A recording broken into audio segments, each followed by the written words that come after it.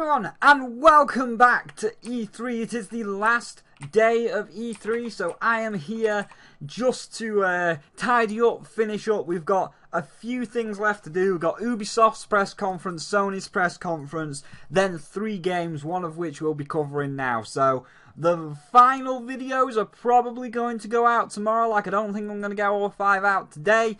But we are wrapping up here. We are at the end of what was a pretty good week. I'm not going to say it was absolutely fabulous. You know, there was some good, there was some bad. Certainly more good than bad. But the bad stuff was really bad. So that's the thing. But we're not going to talk about bad stuff right now, because we're going to talk about Zelda U. Yes, finally, we got nothing but Zelda U gameplay across the entire 3 days that Nintendo was there. They pushed the shit out of that game. We actually finally got a name, so obviously it's being developed and published by Nintendo, so it's going to be on, I should change this, it's going to be on the Wii U and the NX, even though nobody knows what the hell the NX is. So we've finally got a name, which is Legend of Zelda Breath of the Wild, and holy shit, that thing looks good. Let's before we get into gameplay, let's go into the visuals.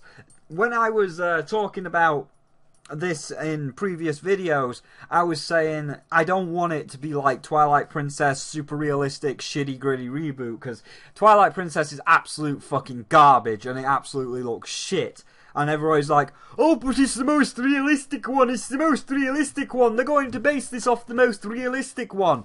And then my response was, well, it's going to look shit. And I guess Nintendo heard me. For once, they actually listened to me. I mean, it might have been a lot of people saying that Twilight Princess looked like absolute dog shit, but, you know, they actually listened to me, and Breath of the Wild has an extremely bright, beautiful colour palette. It's like Skyward Sword, you know, the cartoony graphics, but with the realistic proportions, because Toon Link's a little tiny chibi dude. So it's like Skyward Sword with the cartoony graphics and realistic proportions, but all beautifully shaded. Like, the shading looks absolutely fantastic in this. So, thank you, Nintendo. This is the time I praise you, because, you know, pretty soon we're going to have to rip you a new one with Colour Splash, but thank you for listening. Thank you for not having the absolutely garbage man graphics and garbage man colour palette of Twilight Princess. Thank you for making it bright and colourful, because all of that colour and personality really, really lends itself to the world that you're creating here. So, looks absolutely great.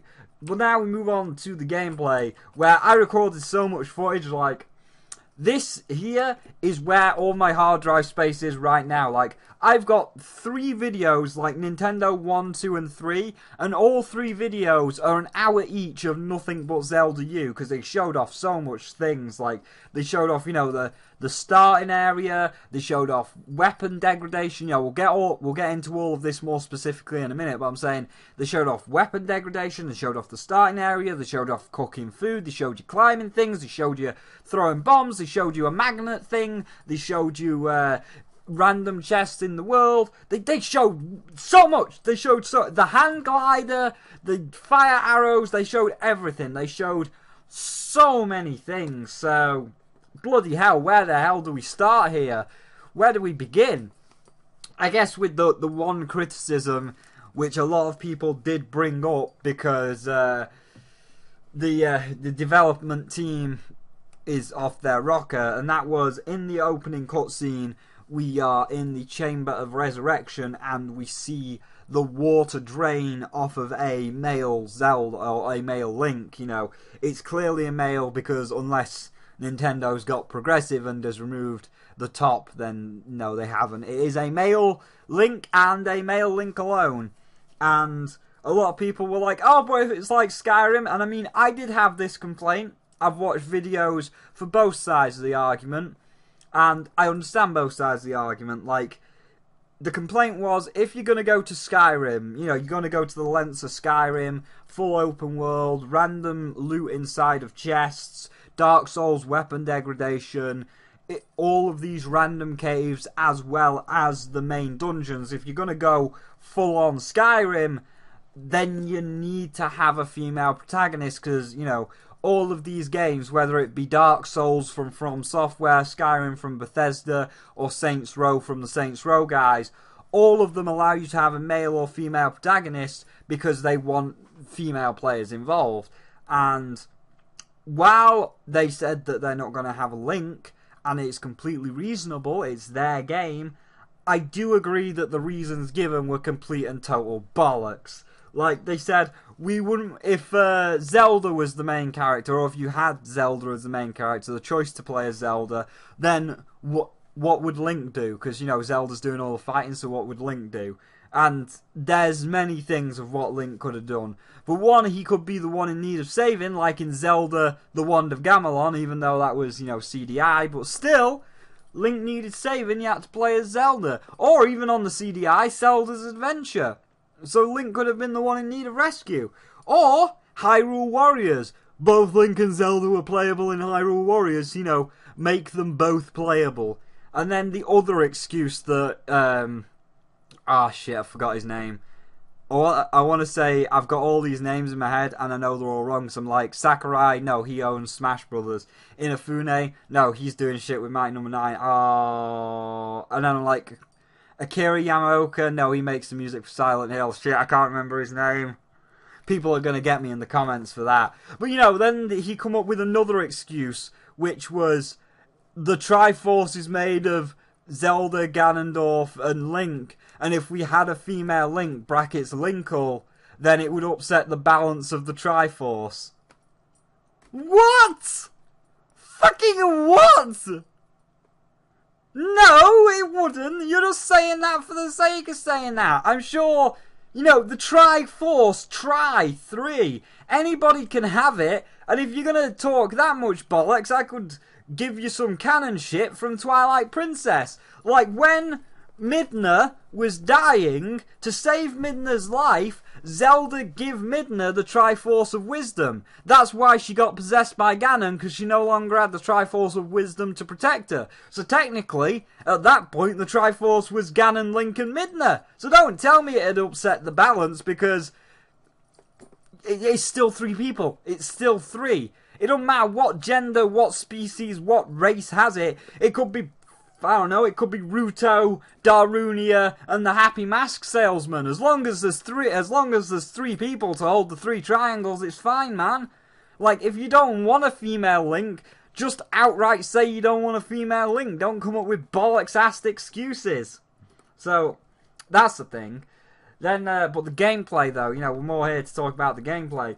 But the gameplay, oh my god. So, as I was saying, completely open world. We got to see, like, when Link got out of the Chamber of Resurrection, we got to see a good expanse of the world. And across all 3 days, we've had different people like IGN and all like that coming in and looking at the different areas. Like, excuse me, we had one in the starting area, then we had another set. Shit, I need to take a drink. Then we had another set of people in the icy area over here. We had so many areas. We had another person going through one of the little mini dungeons in this clip. So we had so many areas that we got to see. And apparently, the Great Plateau, like just the Great Plateau, is ridiculously big. Like, it's as big as, I think they said it's as big as Fallout 4, you know. Because Fallout 4's not that big, but it's still big. So, like, the Great Plateau is about the size of the Fallout 4 map. And that's only the starting area. You know, once the full game comes out and you get to explore more than the Great Plateau, you've got Lake Hylia, Death Mountain, Hyrule Castletown. Like, all those areas are going to open up to you. So you're going to have like a ridiculously massive game as big as Xenoblade Chronicles X. You know, like where on the Xenoblade Chronicles X you start off on one island, but then you can swim to the other four and it just makes the map absolutely huge. They're going for that. So it's like, oh yeah, we've got like a Fallout 4 semi-big starting area, but once the game comes out and like all of the other areas are unlocked, it's going to be like Xenoblade Chronicles X, just absolutely huge. So that's crazy. That's going to be good. That's like hours worth of playtime. And I mean, we watched 3 days of content, and even then, we didn't see the entire map. There's still loads of caves to be discovered, still loads of areas that not, because you couldn't see it all. Like, even in 3 days, you couldn't see all of the Great Plateau, so that's good. That is amazing. And if, you know, the entire game's going to be that big, that's like Skyrim hours. That's like 300 hours worth of content. So, very good there. In terms of everything we got to see, like, in terms of technical gameplay, because we've just seen them running around, we got to find out a few things. There is cooking in the game, so you have heart containers, but if you cook stuff, then you can increase your heart containers temporarily. So the borrowing a bit from Binding of Isaac, so you've got like your regular hearts, but then you can eat food to get a few spirit hearts, but the spirit hearts, once they're gone, you need to find the full-on heart containers. So that's cool. We got to see like random chests being open with random bits of armor, and you can equip the better ones. That doesn't break, and it doesn't seem like there's any carry limit like in Dark Souls. You know, you don't have a fat roll that slows you down. But one thing they have taken from Dark Souls is weapon degradation. So, you know, after so many uses, the weapon will break. And rather than restoring it from a bonfire, because I thought, oh, you're just going to restore it from a bonfire, they break forever. Like, it's more in kin to Demon Souls, or like Resident Evil Homecoming, not Resident Evil, Silent Hill Homecoming, where you carry 15 TVs around with you, and once that TV is broken, it's broken forever, and you've got to go find more TVs. I don't like that. I really dislike that idea. Like, you know, in Silent Hill Homecoming, it was absolutely a fucking terrible idea. And even in Demon Souls, it was a pretty terrible idea where once it's broken forever. I'd rather just find one of the thing and have to repair it at a bonfire. Like in Dark Souls, for example, because I know actually weapons in Dark Souls. Like when I get the Irithyll Straight Sword, it's gonna break eventually, and I'll be running around without a weapon. Well, I mean, there's lots of weapons, but like, I'll be running around without a weapon, but then I just go to a bonfire, rest at a bonfire, and the Irithyll Straight Sword back to normal, back to good shit. So I dislike the fact that rather than just carrying around one Irithyll Straight Sword that you can repair, I'm going to have to carry around 20 Irithyll Straight Swords that are going to be gone forever. And it's going to make for some kind of shit gameplay. Like, I'd get it in a Silent Hill game, you know, you want to feel defenseless because it's supposed to be like survival horror. You want to make it feel defenseless, so if you're fighting Pyramid Head or a monster in Silent Hill and your last weapon breaks, then you're supposed to, because now you're scared. You haven't got a weapon, Pyramid Head's still coming, you need to try and run from him, but he's a big motherfucker and he's going to have you. And so you're looking around for a weapon desperately, you know, it's adding to the fear, like, oh shit, he's coming, quick, is there something on the ground, is there a fire extinguisher, is there anything I can use? It adds to that tense moment, but that works because it's a horror game, it's supposed to be scary, you're supposed to feel uncomfortable at the big monster that's coming at you.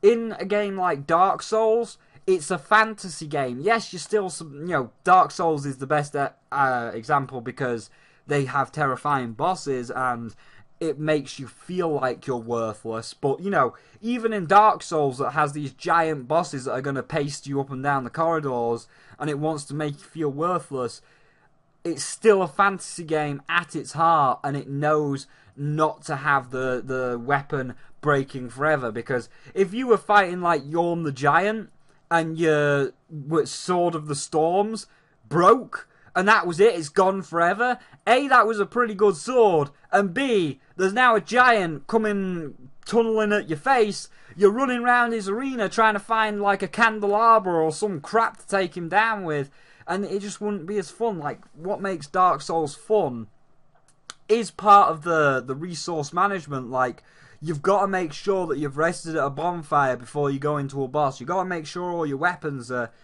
primed and ready for this boss. But at the same time, once you kill the boss and your weapon's shit, you just go back to the bonfire and repair it.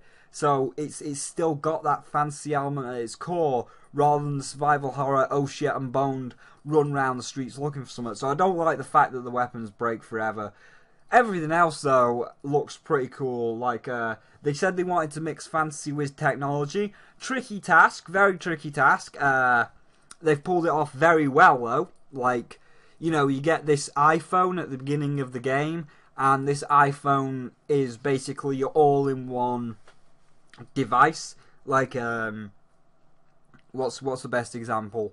Like, in one dungeon, you touch your iPhone to the App Store, and you download the Magnet app, and now you can lift these boulders and these metal crates and all these metal things, and it allows you to see all the chests underwater. That's great. Then you go to like a next dungeon, you tap your iPhone on the App Store again, and it gives you like the bombs, but it's like the bomb isn't in your pocket. Like, you just pull a blue holographic bomb out of your iPhone, then if it's a circle you roll it, or if it's a square you place it. So it's nice that they've combined fantasy and technology, and they've done it in a way that works well. You know, it's not like full-on technology in your face, in your face, in your face. It's just kind of like some of the monsters are robotic, like those giant squiddy guardian-like things. Kind of look like, or probably inspired by the Sentinels from the Matrix, which are like squiddy robot things. Then you obviously got your iPhone. So it's just like light technology, but I mean, when you're touching your iPhone on the App Store, like, you can see the App Store still has that magical feel with all of the runes lighting up and the light beam going down into your iPhone. So it's a good mix. They have found a very nice balance for the fantasy versus technology. As for everything else, as I say, the open world looks absolutely amazing. The random caves, because apparently in that starting area, the Great Plateau, there's one main dungeon, which is obviously like where you get your heart container, and then there's over 100 caves. That's why we didn't see everything, because there's over 100 caves in the starting area alone. So very, very good there. What else is there? I think that's it. I mean, there's the hand glider. So we've got like a Deku Leaf from Wind Waker coming back, and that's probably going to be used very effectively when we get to the higher areas of the game. Like, when we go up to the top of Death Mountain, obviously Death Mountain is supposedly the highest peak in all of Hyrule, or this particular incarnation of Hyrule. So imagine if you get to the top of Death Mountain, you could probably like glide from Death Mountain all the way across the land to Lake Hylia. So it'll be interesting to see how that plays out. What else is there? I think that's it. I mean, there was so much to cover that I can't even remember it all. You know, we've been over the bombs, we've been over the hand glider. Oh, that's right, there's status inflictions. So, like Skyrim, it's only tangentially involved. You know, it's not like a full-on temperature system where it really affects the game. It's just kind of tangential, like in the high mountains of Skyrim. That is, if you walk into a temperature-controlled area like this snowy biome, Link will start to freeze and take damage until you equip him with like a frost-resistant piece of clothing or a ring. You know, you can have like a frost-resistant ring, or as it were in the gameplay they were showing off, you can get like the blue tunic. I mean, the blue tunic's supposed to be for water, but for the sake of the demo, they were just like, oh hey, just wear the blue tunic so you can explore it, because the blue tunic's got fur on it and it's a lot warmer, so obviously Link won't freeze.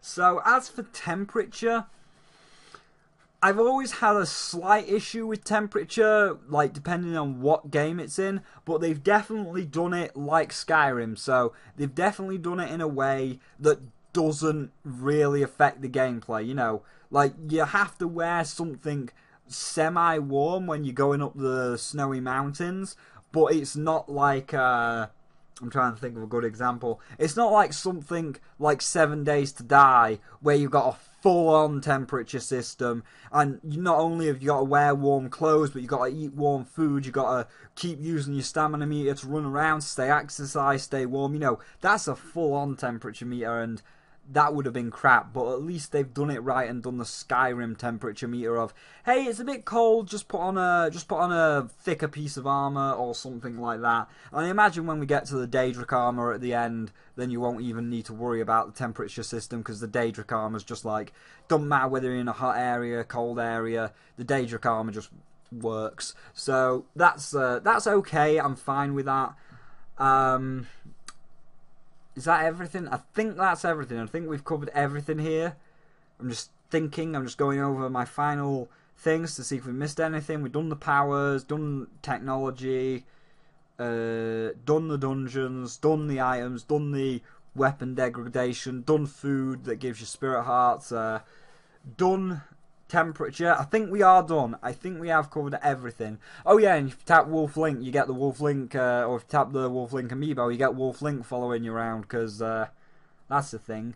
And when we, actually, one last thing before we go here, when Link jumped into a pool, like in Nintendo's official gameplay, like when Bill Trinham was playing it, when Link jumped into a pool and like he hit this circle of lily pads, one of the little Kokiri people from the Wind Waker come out. That was awesome. But that really makes me think now, if the Kokiri people, like if this Kokiri is here, does that mean that everyone from every Zelda game is going to be there? Like, we're seeing this Kokiri in the water, and he gives Link a seed, and I imagine that's like the Wind Waker quest in Wind Waker, or the quest in Wind Waker. You know, like where you've got to plant the 7 Deku trees around the islands, then give them life-giving water. So, if that's a quest, or if, like, the Kokiri from Wind Waker is appearing, does that mean that every Zelda timeline is all going to come together in this game? So, like, we'll go to the Shadow Temple and see Midna, and then we'll go to the Sky Temple and see Fi. You know, 2 different timelines or 2 different games, but they're all in one universe. That'd be awesome if everybody's in one whole universe. So, like, you can see Fi and Midna, and I'm trying to think of someone that isn't in Wind Waker and Skyward Sword, because, you know, like Zelda and Link are, obviously. The Happy Mask Salesman and Skull Kid from Majora's Mask. But that'd be cool if you've got, like, Fi and Midna and the Happy Mask Salesman all in one game. That'd be really cool to see, and I hope that's the case. Like, I hope these Kokiri aren't just put in for fan service, and it is all the timelines in one big game, because that'd be awesome, and I've got to see my Fi waifu again, so there you go. So I think that is now everything. So, man, this has been a long video. How long has this video been going? 22 minutes! Bloody hell, yeah, we've got to wrap up. So, final thoughts. Looking really, really good. I'm excited for it. The demo, though, one thing about the demo is Reggie says about experiencing the demo for yourself, and everybody wants to experience the demo for themselves, but Nintendo is yet to release the demo to the public. We had Twitter abuzz with hackers trying to get the ROM off the units that were at E3. We had people like NWPlayer1234 tweeting out that her friends that are like at E3 are activating the ROM hack program, and she got some of the resources out of it. They got the soundtrack out of it, they got the title covers and stuff out of it, like a few sprite resources, but nothing beyond that. They couldn't get the full 16GB ROM themselves. I don't know if they got caught, or if it's just too big to put on an SD card, or what the case was, but in the end, Nikki said, RIP Zelda demo, you know, it's been called that it is not going to be hacked onto the eShop for the public distribution, and I think Nintendo needs to take this on board, because I'll play the clip for you, and someone slowed it down, where Reggie says you need to experience it for yourself. Will only come when you experience it for yourself. You experience it for yourself. You experience it for yourself. Then let us experience it for ourselves, Reggie. We've had people like Blizzard that promoted the shit out of Overwatch, you know, using Overwatch as the example here. We had people like Blizzard promote the shit out of Overwatch. Then a month before Overwatch came out, or it might have been 2 weeks before Overwatch came out, they give you 3 days of Overwatch demo. Like, you could play Overwatch. You didn't need an online... well, you need an online connection, but you know, like PlayStation Plus, like the thing you actually need to go online. It's like, you didn't need PlayStation Plus. You can play Overwatch for 3 days, completely free, and hype. Like, Blizzard promoted the hell out of it, and when they were doing the...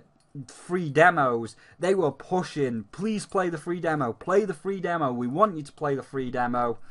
And it works, you know. Overwatch got a lot of traction from that free demo, and now it's become this huge thing. And I think Reggie and Shigeru Miyamoto need to do the same. Like, they've said experience it for yourself. Everybody's begging to experience it for themselves, and considering it's not coming out till next year because they want it for a launch title for the NX, you know, everybody's begging to play it for themselves. We've had people like Nikki trying to hack the E3 units to get the demo out there for the public, and I know that Nintendo, you know, I've got someone on the inside at Nintendo, but I know that the higher-ups at Nintendo have heard about this hacking fiasco. They know that people were trying to get that demo off the E3 unit for console release. So I hope that it isn't just a, oh, we know, but E3's over now, so nobody cares. I hope it's, oh, we know, and it's clear that because it's being hacked, people want it, so we're going to release it to the public. Like, if they really want to get this Zelda Wii U hyped up, then they really need to release that demo. They need to take the fact that the unit was compromised on board, and they really need to release this demo, because, you know, if they know that the unit was compromised and people want it, that should be a sign to release it, not just say, we know, but E3's over, so who cares? Like, they really need to release it. So my final verdict, my final thoughts on Zelda the Breath of Life is a top-notch. There's a few things that I have a gripe with, you know, like how weapons break permanently rather than just restoring them on a bonfire. But overall, 4 out of 5, it's looking like an absolutely amazing game. I would like to experience the demo for myself. I would love to try it out for myself, and again, I hope Reggie and Shigeru Miyamoto and Bill Trinan, or whoever's in charge, has taken the hacking on board and will release the demo, because I really look forward to it. And obviously Zelda U, or Breath of the Wind, or Breath of the Wild, now that we know the name, definitely gets in the good chest. Definitely excited for that. And of course, because we know Nintendo's going to try and content ID this video, because I've showed off Nintendo's footage, then don't worry, here is the Chains of Wah! Again, just for you, just so that Erase Your Chains of Love has a stake on the content ID. So, because who's going to get it? Is it going to be Nintendo or Erasure? Neither of them. So, yeah, thank you all for watching this particular part of E3. This was a long video, but there was a lot to go over on Breath of Life. So, tell me your thoughts in the comments section below. Are you excited for Breath of Life? Do you want the demo to come out? Let me know. And as always, thank you for watching. And if you enjoyed the E3 content and you can't wait to see the rest of the E3 content, then don't forget to subscribe. 499 subscribers, still only one away. Come on, we can do this. We can get 500 before the end of E3. I predict we can get the 500th person before the end of E3. Come on, make me a happy dragon today. But for now, thank you all for watching, and I will see all of you in the next one, where we're going to do another Nintendo game that's not going to be as well received.